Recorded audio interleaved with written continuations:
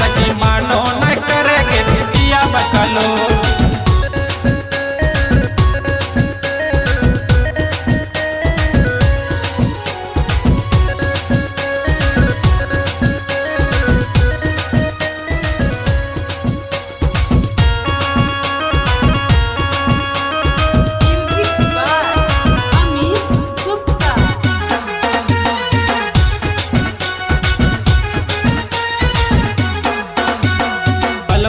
करे सखी मेहनत मजदूरी छोटका देवर रहे घरा में घूरी, छोटका देवर रहे घरा में घूरी। बलमुअर करे सखी मेहनत मजदूरी छोटका देवर रहे घरा में घूरी। बाही के भोजी भोजी है लेके कोठबा ऊपर ससुरो मर घर ससुरबा मर घर पिया बकलोल सखी मानो न करेगे पिया बकलोल सखी मानो न करेगे पिया बकलोल पिया बकलोल। Mix by Susamrat studio.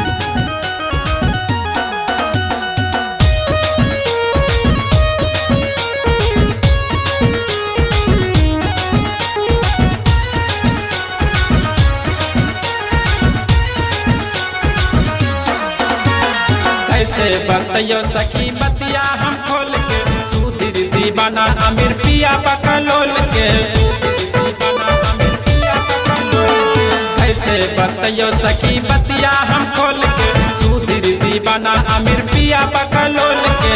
हमरो देवर सखी के चाहे छूटा चरे ससुरो मर घरे ससुरबो मर घरे के पिया बकलोल सखी मानो न करेगे पिया बकलोल सखी मानो न करेगे पिया बकलोल।